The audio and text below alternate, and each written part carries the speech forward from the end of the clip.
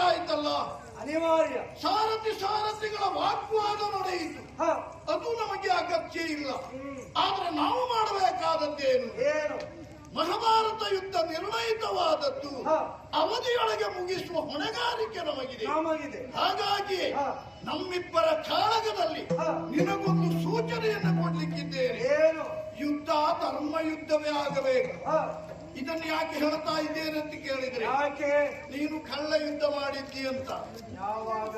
ಸಿಂಧೂತ್ರಪ್ಪನಾದಂತಹ ಜಯದ್ರಥನನ್ನು ಕೊಲ್ಲುವಾಗ ಕಳವಿನ ಯುದ್ಧ ನಡೆದಿದೆ ನಿಮ್ಮ.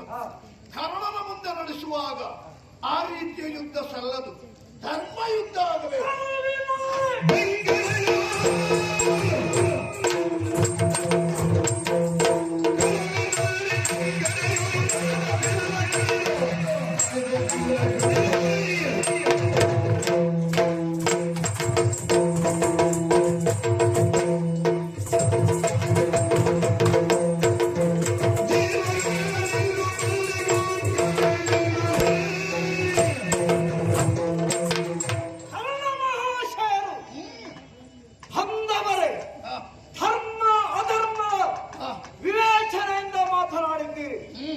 ಕುರುಕ್ಷೇತ್ರ ಯುದ್ಧ ನಿರ್ಣಯವಾದಾಗಲೇ ಸೂರ್ಯಾಸ್ತಮಾನ ಸೂರ್ಯೋದಯ ಅದರ ಒಳಗಡೆ ಯುದ್ಧ ಮಾಡಬೇಕು ಅಂತ ಜಯದ್ರಥರನ್ನು ಸೂರ್ಯ ಅಸ್ತಮಾನವಾದ ಮೇಲೆ ನಾವು ಕೊಂದದ್ದಲ್ಲ.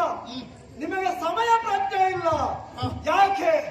ಜಯದ್ರಥನು ರಕ್ಷಿಸುವಾಸುವಾಗಿ ಅಭೇದ್ಯವಾದ ಕೋಟೆಯನ್ನ ಕಟ್ಟಿದ್ರು.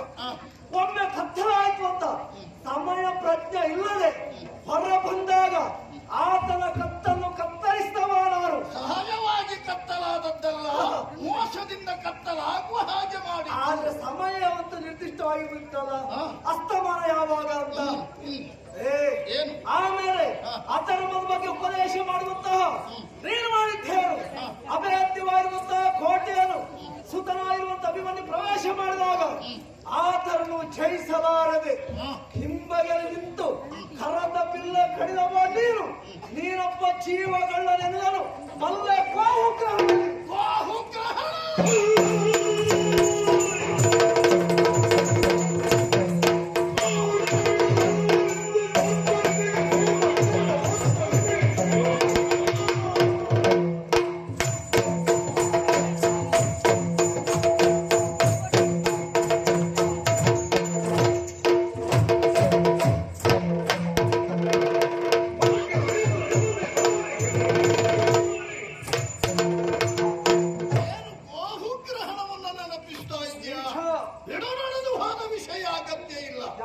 ಮುಂದೆ ನಡೆಯಬೇಕಾದದ್ದನ್ನು ಹೇಳುತ್ತೇನೆ.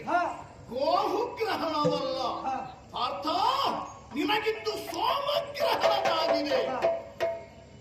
ಇಂದು ನಡೆಯುವಂತಹ ಕಾಳಗದಲ್ಲಿ ಕರ್ಣನ ಮುಂದೆ ಹೋರಾಟ ಮಾಡಬೇಕು ಅಂದರೆ ನಿನ್ನಿಂದ ಸಾಧ್ಯ ಇಲ್ಲ.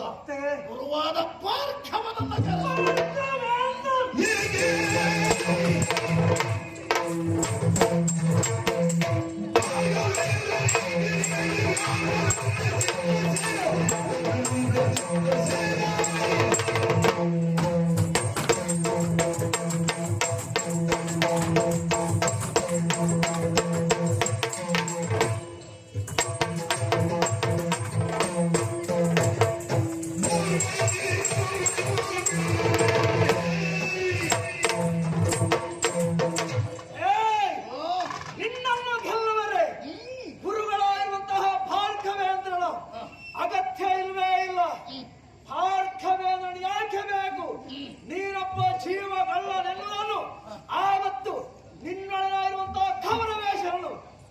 ಚಿತ್ರಸೇನ ಕದ್ದೊಯ್ಯುವಾಗ ನೀನೆಲ್ಲಿ ಅಡಗಿದ್ದೀಯೋ?